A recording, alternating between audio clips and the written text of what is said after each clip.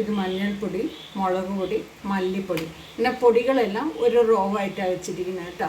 പിന്നെ ചായപ്പൊടി, പഞ്ചസാര, എണ്ണ, പിന്നെ നല്ലെണ്ണ ബോട്ടിലൊക്കെ മേലെ വെച്ചിട്ടുണ്ട്. താഴെ വരികയാണെന്നുണ്ടെങ്കിൽ ഇത് പുളിയുടെ ബോട്ടിലാണ്, പിന്നെ അത് നെയ്യിൻ്റെ ബോട്ടിലാണ് കേട്ടോ. രണ്ടും ആക്കിയിട്ടില്ല, പുളി ആക്കിയിട്ട് തീർന്നതുണ്ട് കേട്ടോ. പിന്നെ ഇവിടെ നമ്മൾ പെട്ടെന്ന് കയ്യിലെടുക്കാവുന്ന ദൂരത്തിൽ ജീരകം, വെന്തയം, കടുക് വെച്ചിട്ടുണ്ട്. ബാക്കിലാണെന്നുണ്ടെങ്കിൽ സാമ്പാർ പൊടി, ഗരം മസാലപ്പൊടി, കുരുമുളക് പൊടി വെച്ചിട്ടുണ്ട്.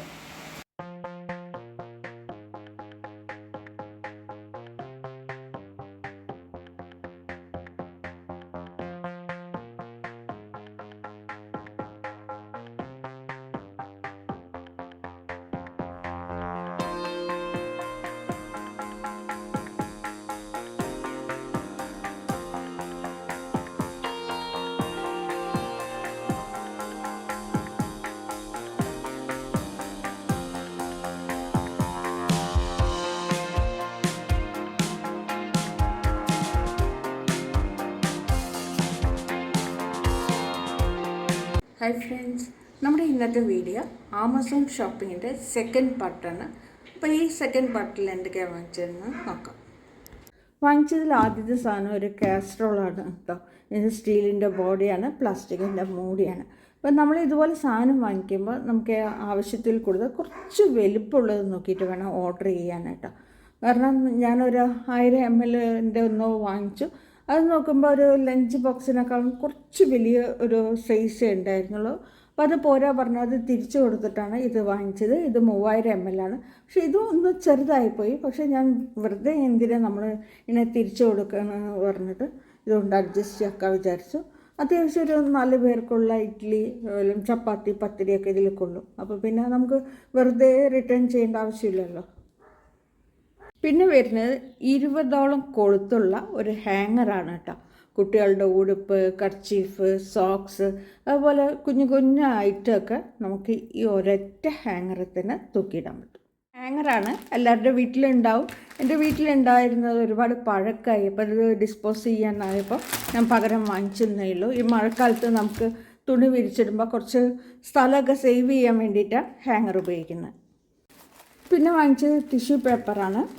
ഇതിപ്പോൾ എല്ലാവരുടെ കയ്യിലും ഉണ്ടാവും, എൻ്റെ കയ്യിലില്ല, അതുകൊണ്ട് വാങ്ങിച്ചത് മാത്രം. പിന്നെ വാങ്ങിച്ചത് കുറച്ച് സിപ്ലോക്ക് ബാഗാണ്. ഇപ്പോൾ 2 മുരിങ്ങയ്ക്കയാണ് വാങ്ങിക്കണമെങ്കിൽ അത് ഒരു ആഴ്ച വരെ ഫ്രിഡ്ജിൽ എടുത്ത് വെക്കാൻ പറ്റുന്നില്ല, പെട്ടെന്ന് തന്നെ വാടി തുടങ്ങുന്നു. ഭയങ്കര സങ്കടമാണ്. ചില സമയത്ത് മുരിങ്ങയ്ക്കയ്ക്ക് ഭയങ്കര വിലയായിരിക്കും, ആ സമയത്തായിരിക്കും ഇതിങ്ങനെ ഉണങ്ങി കാണുന്നത്. അപ്പോൾ ഭയങ്കര സങ്കടമായതുകൊണ്ട് അത് എടുത്ത് വെക്കാൻ ബാഗ് വാങ്ങിച്ചു. അതുപോലെ നാരങ്ങയും ഒരുപാട് ദിവസമൊന്നും നമുക്ക് ഫ്രിഡ്ജിലെടുത്ത് വെക്കാൻ പറ്റില്ല, പെട്ടെന്ന് തന്നെ വാടി തുടങ്ങും. പിന്നെ മീനൊക്കെ നമ്മൾ വാങ്ങിക്കേണ്ടതെന്നുണ്ടെങ്കിൽ തലേന്ന് തന്നെ വാങ്ങിച്ച് എടുത്ത് വെക്കാൻ വേണ്ടിയിട്ടാണ് ഇത് വാങ്ങിച്ചത്. അതേപോലെ കറിവേപ്പില ഇതിൽ സൂക്ഷിക്കാൻ വേണ്ടിയിട്ടും ഇത് ഉപയോഗിക്കാൻ വിചാരിച്ചു. പിന്നെ വാങ്ങിച്ചത് പൊടികൾ ഇട്ട് വെക്കാനുള്ള ടിന്നാട്ടോ. ഗോതമ്പ് പൊടി, പൊട്ടുപൊടി, ഇടിയപ്പം എന്നുള്ളത് ഇട്ട് വെക്കാനുള്ള ടിന്നാണ്. ഓരോ കിലോ ആയിട്ടാണ് നമ്മൾ ഉപയോഗിക്കുന്നത്. അപ്പോൾ ഓരോ കിലോ കൊള്ളുന്ന ഒരു കപ്പാസിറ്റിയിലാണ് വാങ്ങിച്ചത്. 3 വരുന്ന ഒരു സെറ്റാട്ടോ. ഇതിനൊരു പിടുത്തവുമുണ്ട്. ഇതൊക്കെ അവർ ഇങ്ങനെ സെപ്പറേറ്റ് ആയിട്ട് വെച്ചിരിക്കുകയാണ്, നമുക്ക് പിടിപ്പിക്കാവുന്നതേ ഉള്ളൂ.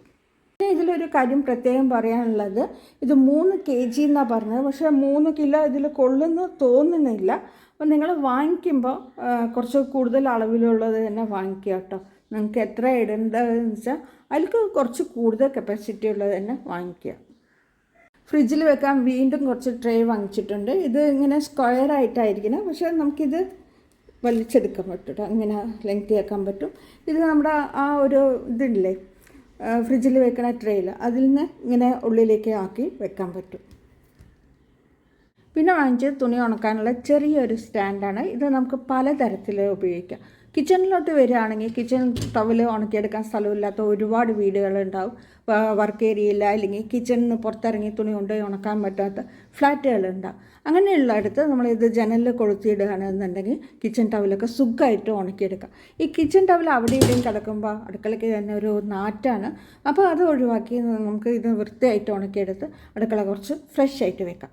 ഇനി റൂമിലോട്ട് വരികയാണെങ്കിൽ കുട്ടികളുടെ ചെറിയ ചെറിയ തുണികൾ, നാപ്കിന്, സോക്സ്, ഇന്നർ വെയറൊക്കെ നമ്മൾ ബാത്റൂമിൽ നിന്ന് തന്നെ അലക്കിയെടുത്ത് അവിടെ ഹാങ്ങറിൽ തന്നെ തൂക്കി വെള്ളമൊക്കെ വാർന്നു വന്നതിന് ശേഷം നമ്മുടെ ഒരു മേശപ്പുറത്തോ അല്ലെങ്കിൽ ഡ്രസ്സിംഗ് ടേബിൾ ഇതിലൊക്കെ ആയിട്ട് ഇങ്ങനെ തൂക്കിയിടുകയാണെന്നുണ്ടെങ്കിൽ അത് വൃത്തിയായിട്ട് തന്നെ ഉണക്കിയെടുക്കാം. ഇത് കൂടുതൽ ഉപയോഗിക്കാൻ പറ്റുന്നത്, കൂടുതൽ യൂസ്ഫുൾ ആവുന്നത് ഇപ്പോൾ പഠിക്കാനോ അല്ലെങ്കിൽ ജോലിക്കായിട്ട് പുറത്ത് ഹോസ്റ്റലിൽ വന്ന് താമസിക്കുന്ന കുട്ടികൾക്ക് ഇതൊക്കെ ഒന്ന് ഉണക്കാൻ വലിയ സൗകര്യമൊന്നും ഉണ്ടാവില്ല. ചിലർക്കുണ്ടാവും, ചിലർക്ക് ഉണ്ടാവില്ല. അപ്പോൾ അങ്ങനെയുള്ളവർ ഇത് വല്ല ചെയറിലോ അവിടെയൊക്കെ ഇവിടെയൊക്കെ ഇട്ടിട്ടായിട്ട് ഉണക്കിയെടുക്കുക. ഇതാകുമ്പോൾ നമുക്ക് വൃത്തിയായിട്ട് നമ്മുടെ റൂമിൽ തന്നെ ഉണക്കിയെടുക്കാവുന്നതാണ്. പിന്നെ വാങ്ങിച്ചൊരു കിച്ചൺ സ്റ്റാൻഡാണ്, സ്റ്റീലിൻ്റെ സ്റ്റാൻഡാണ്.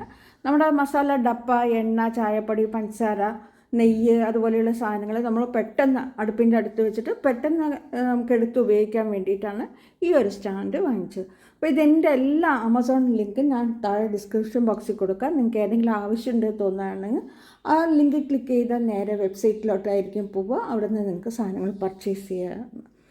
അപ്പോൾ ഇന്നത്തെ വീഡിയോ ഇഷ്ടമായെങ്കിൽ ഒന്ന് ലൈക്ക് ചെയ്യുക, നിങ്ങളുടെ ഫീഡ്ബാക്ക് അറിയിക്കുക. പുതിയൊരു വീഡിയോ ആയിട്ട് നമുക്ക് വീണ്ടും കാണാം. Thank you for watching.